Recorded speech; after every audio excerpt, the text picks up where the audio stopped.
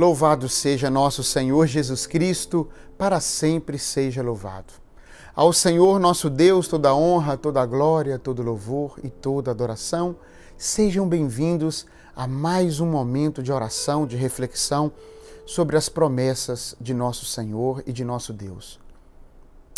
Como a gente deve proceder, o que devemos fazer enquanto aguardamos o cumprimento das promessas de Deus? Como que a gente deve viver? Como a gente deve esperar? É sobre isso que a gente vai tratar hoje e rezar. Iniciemos com muita fé. Pelo sinal da Santa Cruz, livra-nos Deus, nosso Senhor, dos males e inimigos. Em nome do Pai, do Filho e do Espírito Santo. Amém. Rezemos. Vinde, Espírito Santo. Vinde por meio do Imaculado Coração da Virgem Maria, Filha predileta de Deus Pai, Mãe de Deus Filho e vossa amadíssima esposa. Amém. O que fazer? Como fazer? Como ficar? De que forma a gente deve se posicionar enquanto esperamos o cumprimento das promessas de Deus? Nós sabemos que Deus não é homem para mentir e que Ele cumpre as suas promessas. Então, é certo que Ele vai cumprir. É certo que Ele vai fazer. Mas como que a gente deve ficar até lá? Porque isso pode levar uma semana, pode levar um mês, um ano, pode levar muitos anos. Quando a gente para analisar a palavra de Deus, a história, a forma com que Ele lidou com os profetas, com os juízes, com os escolhidos dele, as coisas não foram resolvidas de forma imediata. As promessas foram cumpridas, mas no tempo de Deus e do jeito de Deus.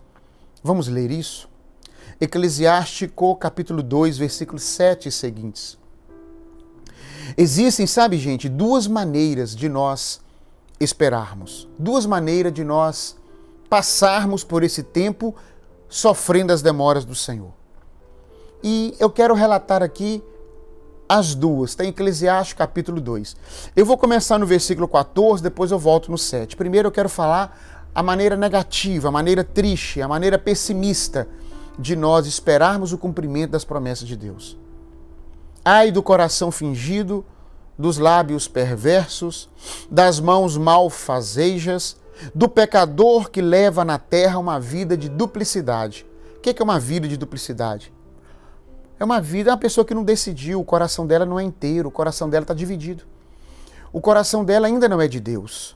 Ela está querendo, ela está tentando, mas vira e mexe, ela volta, ela vacila. Ela está olhando para Jesus, aliás, o corpo está em direção à verdade, mas os olhos dela ainda estão voltados para o passado. É como a parábola das sementes. Uma semente cai no coração sequioso, a outra semente cai no coração pedregoso, outra semente cai no coração espinhoso, de uma terra espinhosa, e somente uma semente cai ali na terra, no coração onde a terra é boa. É isso aí. A palavra é boa. Agora a gente tem que volver a terra, adubar a terra, trabalhar a terra para receber a semente. Do mesmo jeito, as promessas de Deus, elas existem, elas são reais, elas são verdadeiras e Deus garantiu o cumprimento dessas promessas. Mas cabe a cada um de nós viver como se essas promessas já tivessem sido realizadas. Esta é a fé, a esperança e a confiança. Deus disse, não sei quando Ele vai cumprir, mas Ele disse, isso me basta. E se Ele me disse, eu creio. Então, um coração leva na terra uma vida de duplicidade, é isso. É aquela famoso ditado popular, né? Acende uma vela para Deus e outra para o diabo. É a pessoa que ainda não, eu sou bom, eu não mato, eu não roubo, eu não faço mal para ninguém, mas isso não basta. E qual é o bem que você faz? Esse é o mal que você não faz. E qual é o bem? Qual é a vida de virtudes? Então, vida de duplicidade é ter um coração que ainda não está inteiro em Deus. Ai dos corações tímidos que não confiam em Deus. Tímidos aqui não está falando daquela timidez, aquela pessoa é tímida. Não é isso não. Esse tímido aqui é aquele que não confia, que tem medo, que desconfia, que entrega para Deus e vive tirando das mãos dele. Não, Senhor, o Senhor está demorando demais a resolver, deixa eu tirar das mãos do Senhor aqui que eu vou resolver do meu jeito, né? Ai dos corações tímidos que não confiam em Deus e que Deus, por essa razão, não protege. Como que Deus vai cuidar de uma pessoa que não colocou na mão dele?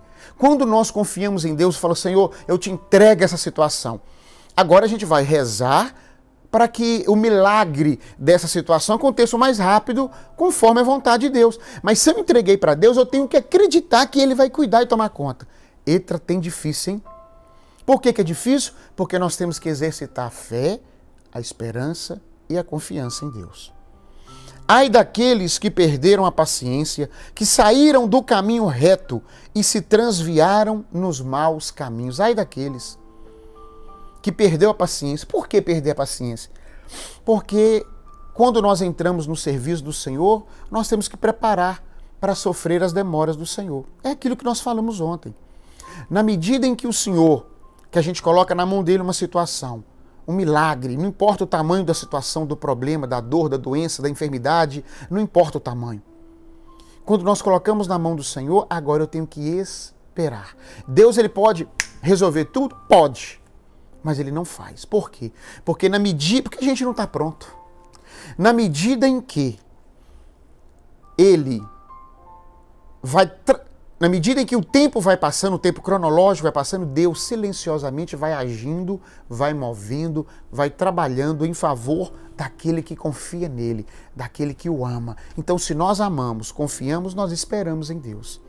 Essa espera em Deus exige de nós uma atitude de paciência. Olha, quantas empresas que fecharam por impaciência?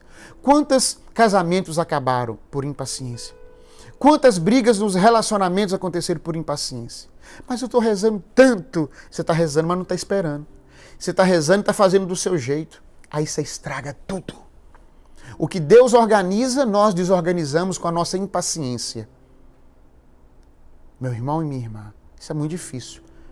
Enquanto nós colocamos o milagre, o impossível na mão de Deus, o possível nós temos que fazer, esperar.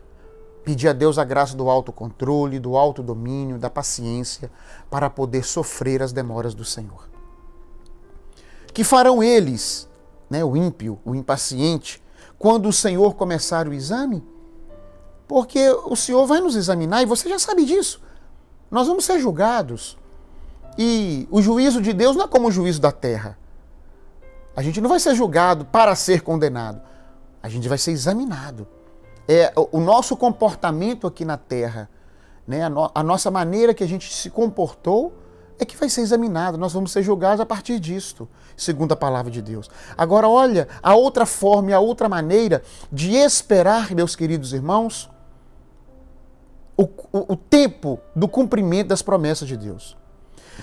Vós que temeis o Senhor, esperai em sua misericórdia, não vos afasteis dele para que não caiais. Não se afaste de Deus para que a gente não caia, não erre, não vacile, não peque. Vós que temeis o Senhor, tende confiança nele, a fim de que não se desvaneça vossa recompensa. Irmãos, se nós colocamos na mão de Deus, cabe a nós agora confiar, esperar, orar e viver com o coração, com a cabeça, dizendo e repetindo o tempo todo, o meu Senhor vai cumprir a sua promessa. Eu estou esperando o tempo do Senhor. Eu estou aguardando o tempo do meu Salvador. Ele não falha, Deus não erra, Ele cumpre as suas promessas. Entende? É ficar orando e repetindo isso no seu coração, convencendo a sua alma de pacientemente esperar a Deus. Vós que temeis o Senhor, esperai nele. Sua misericórdia vos será fonte de alegria. Calma. Calma, Deus está ouvindo a sua prece, a sua oração, a sua súplica, o seu clamor. Ele está agindo em silêncio, vai agir no jeito dele. Enquanto isso, na sua paciência, ele está trabalhando o seu coração, te convertendo, te curando, te amadurecendo. Calma, Deus está no controle de tudo. Tudo está nas mãos do Senhor. Vós que temeis o Senhor, amai-o, e os vossos corações se encherão de luz. E não de escuridão, a escuridão da dúvida, a escuridão do medo, a escuridão da timidez, a escuridão da vergonha, não. Considerai, meus filhos, as gerações humanas, isso é lindo. Considerai as gerações humanas, ou seja, examine a história, examine a Sagrada Escritura, veja o que aconteceu com os grandes homens de Deus e com as pessoas simples, mas de coração, de alma grande. Considerai, meus filhos, as gerações humanas. Sabei que nenhum daqueles que confiavam no Senhor foi confundido. Pois quem foi abandonado após ter perseverado em seus mandamentos? Quem é aquele cuja oração foi desprezada? Não houve na história da Sagrada Escritura, na história do povo de Deus, na história da igreja, aquele que recorreu a Deus com fé, esperança e confiança que não foi atendido. Pois Deus é cheio de bondade e de misericórdia. Ele perdoa os pecados no dia da aflição. Ele é o protetor de todos os que verdadeiramente o procuram.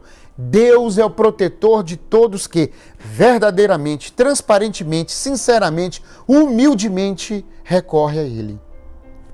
Aqueles que temem o Senhor não são incrédulos à sua palavra, e os que o amam permanecem em sua vereda. Ou seja, quem acredita em Deus, quem confia em Deus, acredita na sua palavra, na sua promessa e no cumprimento da sua promessa.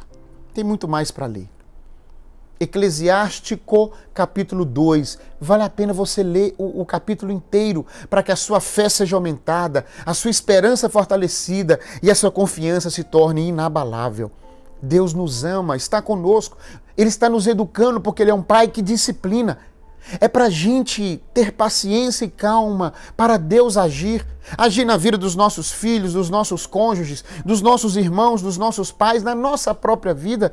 Quantas pessoas que são impacientes consigo mesma, pessoas que não têm paciência com seus defeitos. Calma, Deus está trabalhando a sua alma, não desista. Não volte, não fique olhando para trás. Ao contrário, meu irmão e minha irmã, confia nas palavras do Senhor. Oremos.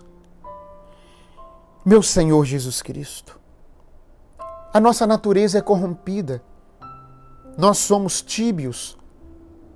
Nós somos argila, pó, frágeis, carregando um tesouro que é o Senhor, a sua palavra. Ó Jesus, por intercessão de Nossa Senhora e dos nossos anjos da guarda, aumentai a nossa fé, a nossa esperança, a nossa confiança e o nosso amor, para que nós possamos aguardar o cumprimento das promessas de Deus em nossa vida e em nossa família com paciência, como vitoriosos.